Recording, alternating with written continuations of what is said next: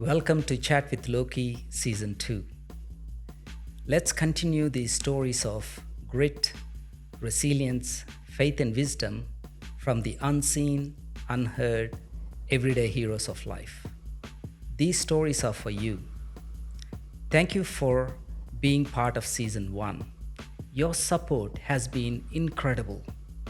We have now crossed 50,000 subscribers, and I'm grateful for each one of you. I hope you enjoy this journey.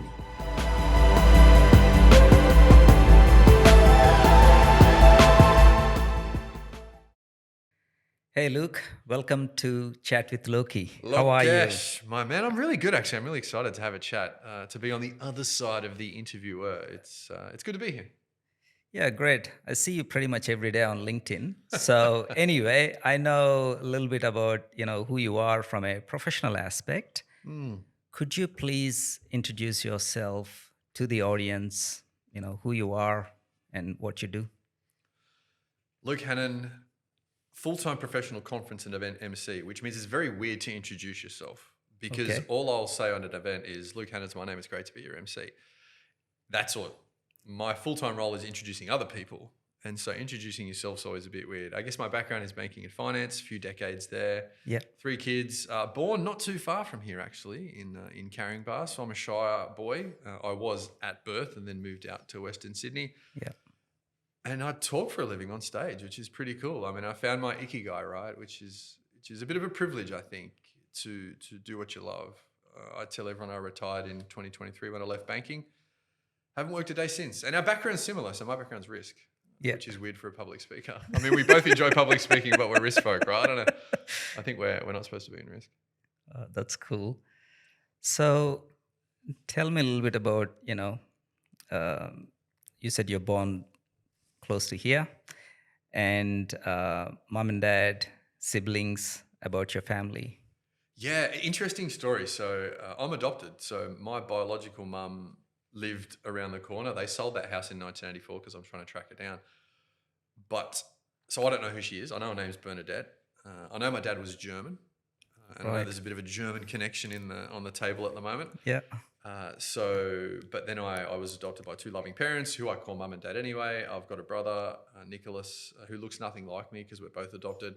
And that was life, like early life growing up in Western Sydney. It was beautiful. Adoption's a weird thing, right? Let's go down that rabbit hole for a bit.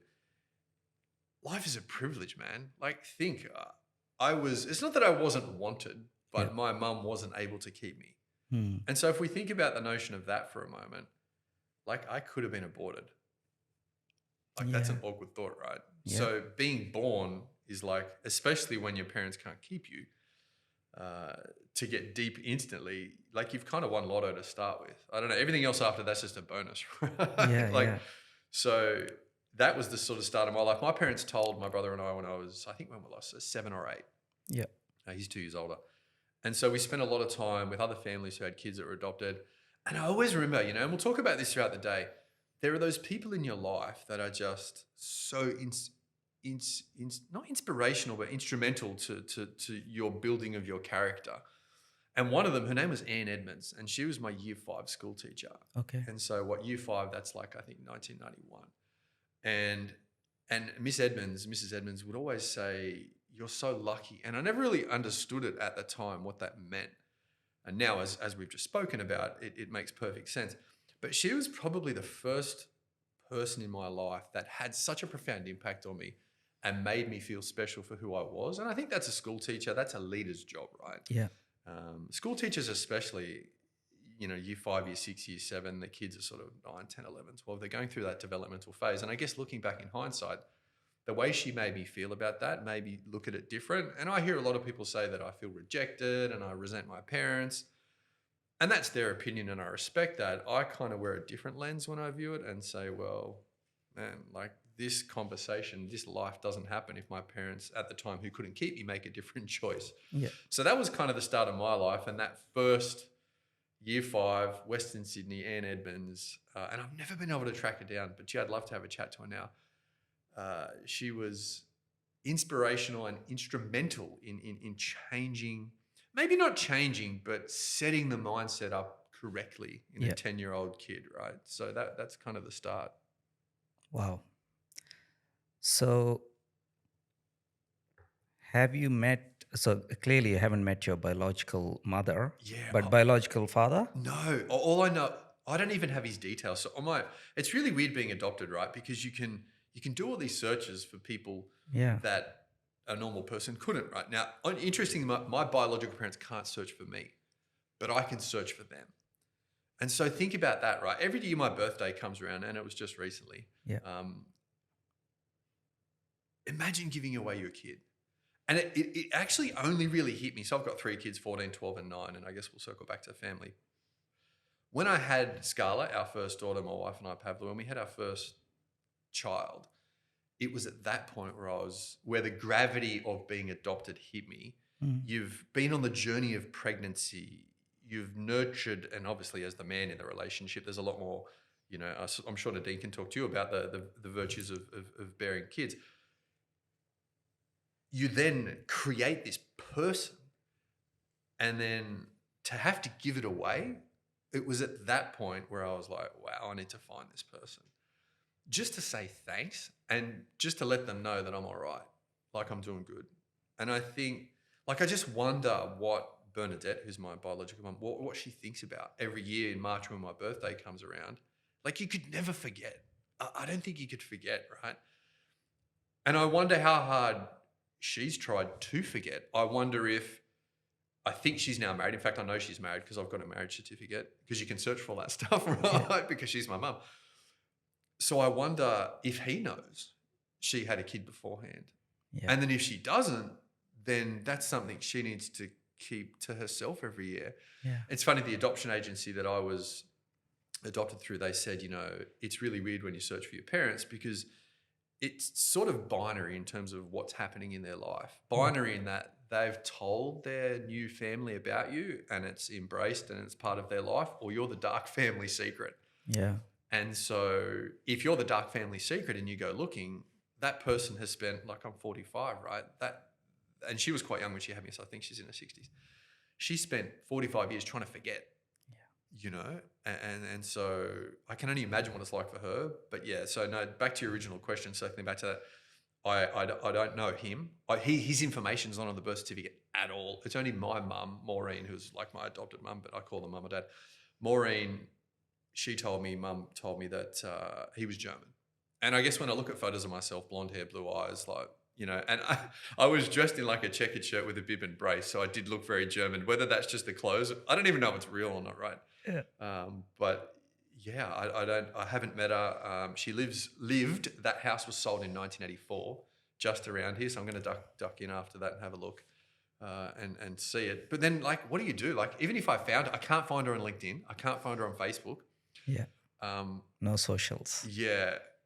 I never searched for her when I was in banking, and I probably wish I did in hindsight, as illegal as that would have been, because I did work at some of Australia's biggest banks with the broadest customer bases, and so I probably could have tried to find her because I've got a name, address. I don't have an address, I've got a name, date of birth, but I can't find her on LinkedIn, which is really weird. I can't find her on social media. I won't mention a surname just because that's no, it's okay. Yeah.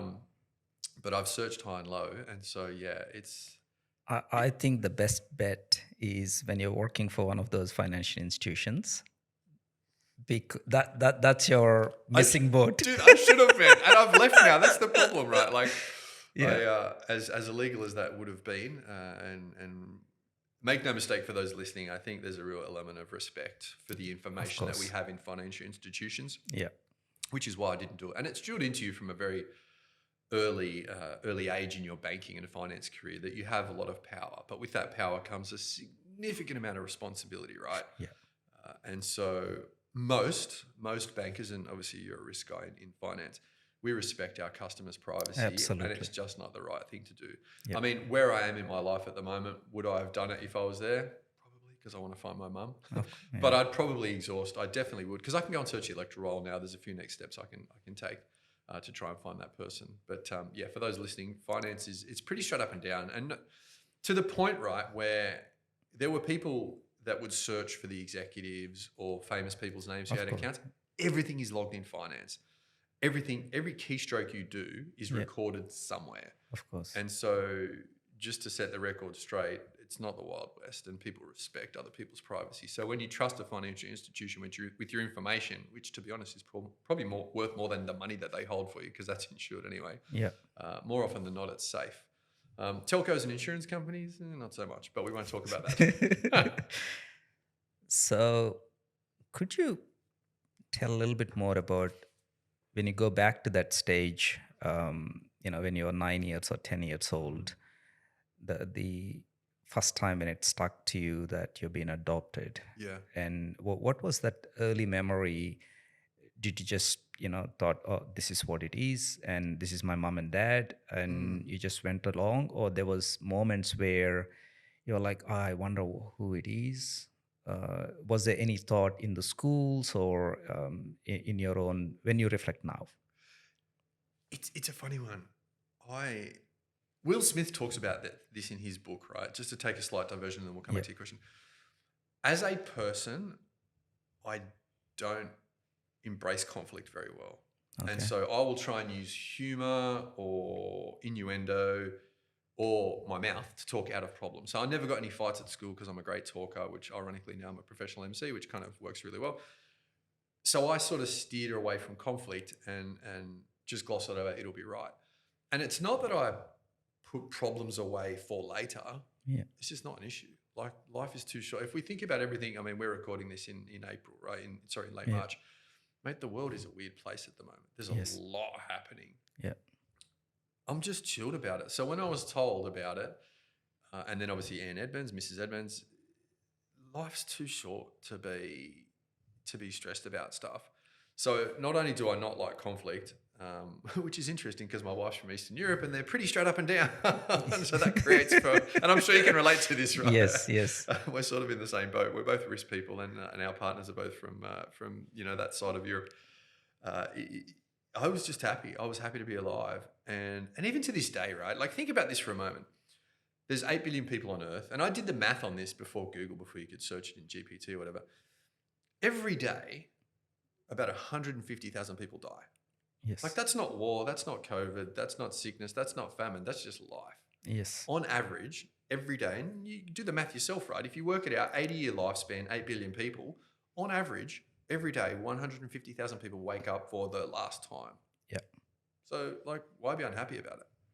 I have bad days and we all get upset, but life is just too short to stress about things. So not only do I shy away from conflict and I'm just more of a lover than a fighter, but like, it's just, let it go, mate.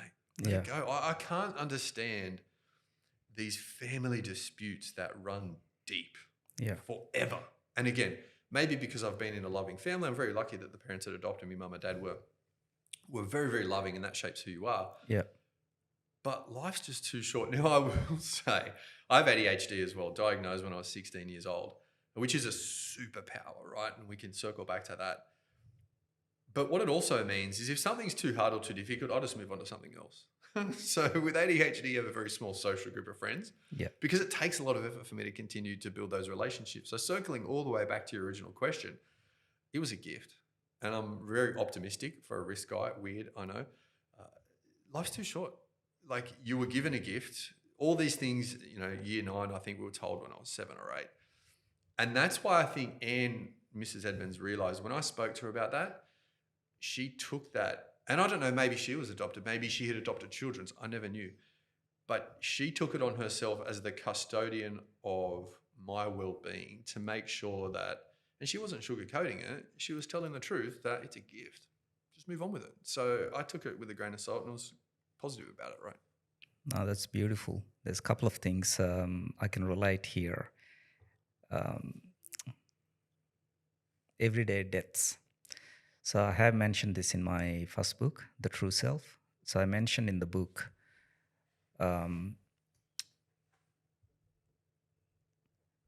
there is in Statistica or Worldometer, there is a couple of websites. Yeah. So I used to have that on my smartphone, and I used to look into it every day in the morning just to see how many people are born and how many people died. And then I'm like, oh, okay, it's a great day to start, because naturally there is, lot of people, heaps. Compared to that, whatever I'm going to face is going to be trivial, and I'm going to face it regardless. Yeah. So I used to use that as a positive self inspiration, you can call it. Yeah. And then the school aspect you mentioned, always there is one or two. At that time, we don't know that, but they're guardian angels. Somehow they know what we're going through, Yeah. or they sense something and then come and give you the shade or whatever you're looking for at the time. Yeah. And it's beautiful what you shared about that. And then you have 3 kids. Yeah, Scarlett, Patrick, and Lara. 14, 12, 9. Okay, how is fatherhood? Now, I'm just going to say, as someone that interviews people professionally, you have a great memory, because you can see me taking notes. Usually when people are speaking to me on stage, I'll take a ton of notes. Yeah. Just because there's so much going on as a conference MC, and we'll get back to your question in a minute, that it's easy for me to note down. I mean, the first thing I wrote was the true self. I've totally forgot your question now, but I'm sure it was about kids from that perspective. Hit me with it again. I've just after you being a kid. Yeah. Adopted kid. Yeah. Now having 3 kids of your own. Yeah. Yeah. How is that fatherhood treating you, or how you see the fatherhood based on your own experience? Because a lot of times the psychology or wisdom, whatever you look into, they always say life is nothing but a reflection of our childhood. Yeah. Our adulthood is nothing but a reflection of our childhood. Yeah. And if we had a good childhood, we try to bring the best in the adulthood. If we struggled or, gone through crappy things, we're always trying to get over it, or we, somehow feel victim. It's an interesting one for me. So my wife, 𝗱𝗲, is from the Czech Republic, same age. So for those who know their history, and this is a weird thing for Australians, right? When I got to Europe, I'm like, how did you become a Soviet satellite state until you go into World War II? Because we don't study it that much, or I wasn't listening in history. The point is, 𝗱𝗲's first 8 or 9 years of her life was under communism, because the Czech Republic was a Soviet satellite state until the wall fell in 89, right? In, I think, November 89. So our upbringings are very different. Like, those fundamental first years of our life was communism for 𝗱𝗲, one half of the parenting team. Did you guys meet here or there? We met here at the cricket. Cricket? We'll circle back to Parenthood, right? Funny story there. So I was working always full-time in banking, from when I was like 20. And I'd always work part-time somewhere. And I was a bar supervisor at the SCG. Yeah. And so one day, Thursday, the 3rd of January 2010, I'm pretty sure it was a Thursday. It was the first day of the first test, Australia versus Pakistan. I think it was rained out too. Yeah. You can fact check me on that, but I'm pretty sure it was the 3rd of January, because they don't start on the 1st of January anymore, because there's better TV if they put it closer to the weekend, right? Yeah. So it's anyway, 3rd of January 2010. I'm working in a bar. It's not there anymore because they've renovated that particular part of the SCG, but it's in a tunnel. So you walk out of the bay, you go down into a tunnel, and there's a big cool room, and on either side of that cool room is a fridge. The fridge is full of kegs and cans. On either side is a bar. Yep. So at about 10:30, this young European girl, and for context, I was going out with a wonderful girl called Julie. Julie and I are still good friends, actually. I know her husband now. She's a great chick. She was from Citibank Risk. Yeah. And Jules and I had broken up in sort of November. So it's January. I've kind of found myself again. And this young European girl comes to work for me, right? And she's like, I'm sorry, I work here. There was half German in that, but it's very Czech. I work here, and I'm like, I looked at her, I said, no, mate, you don't. Like, you don't work here. So I sent her away. Wow. Now, 𝗱𝗲 came back in about an hour. The SCG's big, but it's not that big. So I don't know what this poor girl did for an hour, but eventually she comes back, and at this stage, it's rain's delayed play. It's about 11 o'clock, 11:30, and she's like, no, I definitely do, the supervisor's told me. I'm like, okay, go to the other side of the bar. Pardon me. So she goes to the other side of the bar, and I'm working on my side. It's a quiet day. I've got to start sending people home. And I don't know what it was, but I walked over that side of the bar, and I do know what it was later in the day, so I'll tell you that. It's a bit shallow. And I said, well, you go home, you go home, you go home. I looked at her, I said, you can stay, come on my side. And then we just got talking, right? And she spoke a bit of Russian, and at that time I spoke a bit of Turkish because I was dating a Turkish girl way back in the... Wow. I've got this weird thing, right? I've never been in a serious relationship with an Australian. I went Turkish for a few years. Yeah. And then I went 𝗥𝗲 from Liverpool in England. Yeah. And then Czech were my 3 serious relationships. Right? I don't know what it is with European women. But I think we can both relate. They're amazing because we both have the privilege of having a European partner. And so I'm sending people home. I bring 𝗱𝗲 on my side, and then we just start talking. And I'll always remember this, right? And I don't know if Nadine did this to you, but 𝗱𝗲 said to me during conversation, she's like, "Do you smoke?" But it was and we're credit people, right? Yeah. It was a qualifying question. Like she was trying to work out whether I was a good partner.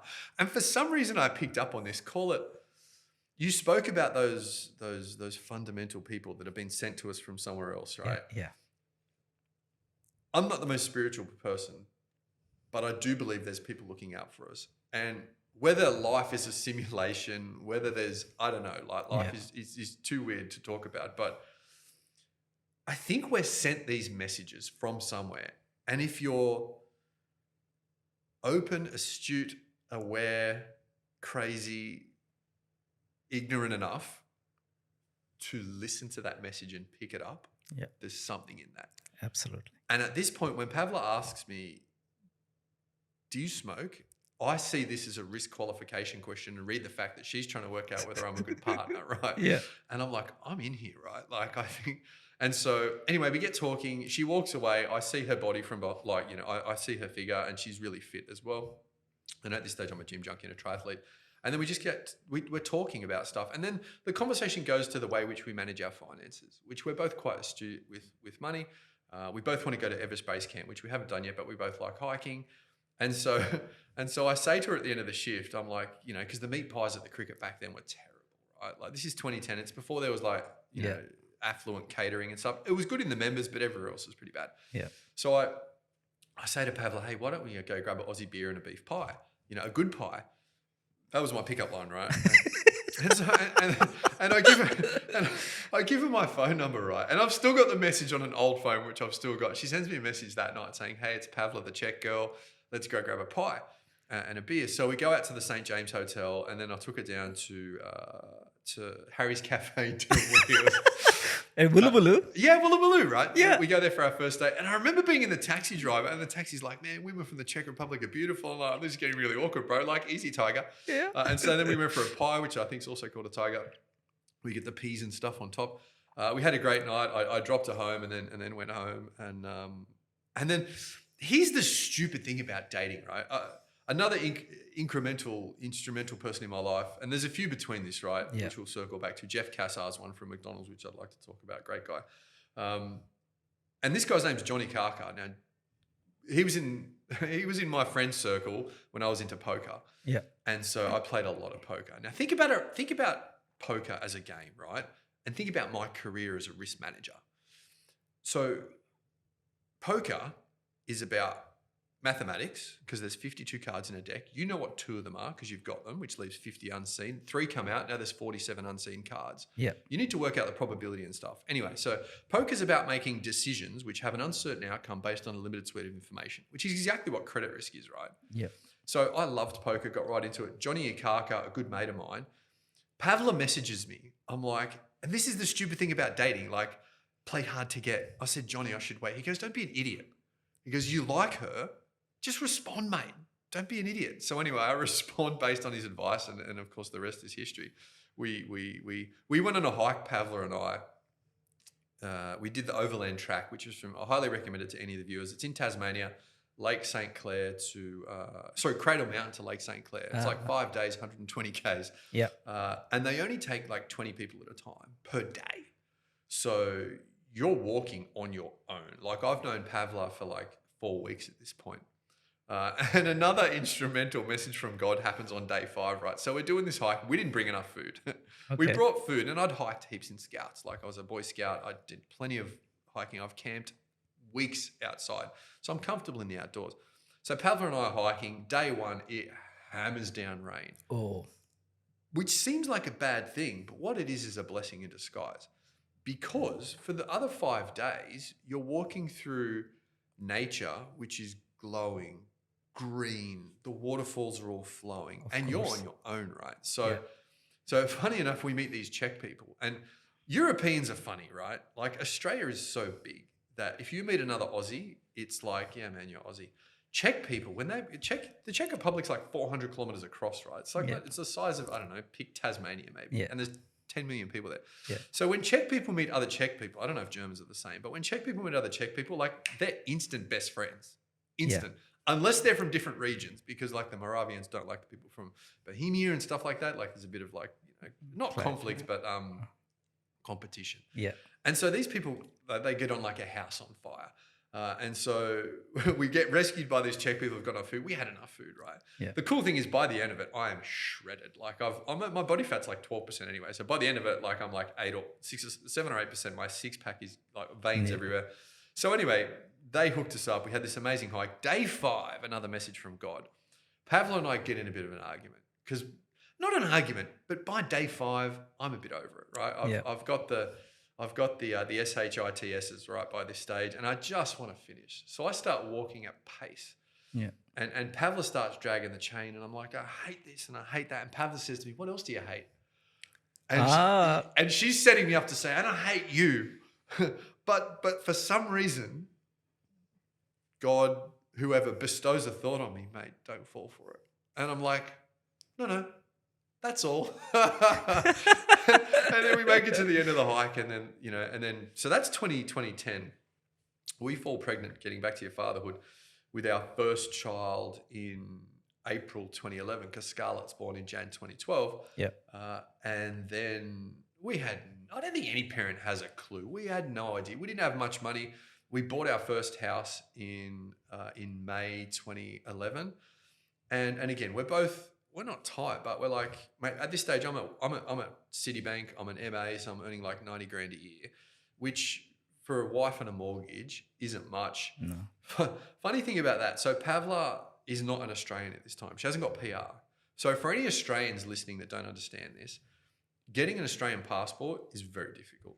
Like it is very, very, very difficult. Like we're born with one, happy days. If you're not, and most Aussies don't appreciate this, and I can speak as an Aussie because I didn't appreciate it until I met someone from Eastern Europe who's trying to go on the migration journey. And I suspect you can relate this to this. Nadine definitely can. I mean, she's been here 20 years, but she would have gone on the journey too.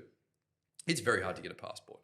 And so by this stage, Pavla's working at an employment education agency. So for those subclass 500 visas, you come to Australia.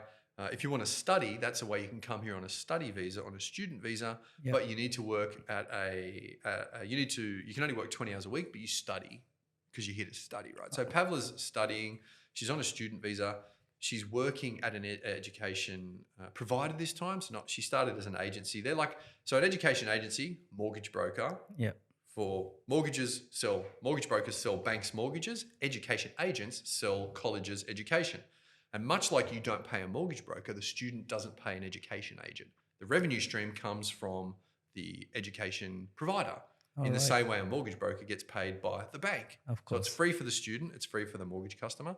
So that's Pavla, she's working there. But the funny thing happens is we're pregnant, we're buying a house, and she's trying to get citizenship, and her boss and her have had this massive falling out. So call it fate, call it whatever you will. 3 things need to happen. 1, she needs a visa. 2, the mortgage needs to settle. 3, she's going to get kicked out of her work. But if they happen in the wrong order, we're stuffed. Yeah. So as it turns out, we got very fortunate. She gets a citizenship first. This is in about a week period, right? Wow. So she gets PR, She gets PR, the mortgage gets approved, then she gets made redundant. But within a week period, they all happen in the right order, right? Right order. Right order. So this is like this is about, would have been about March 2011. Yeah. We then, have our first kid, Scarlett comes along. But these are just the little things that you look back in your life and you're like, it can't be by chance. Again, I'm a risk guy. I love it. Thank you for listening to Chat with Loki.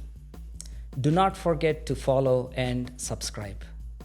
You can explore my 3 books, The True Self, The Power of Faith, Before Birth and After Death. Available ebooks and audiobooks on Amazon, and Google Play. See you in next episode.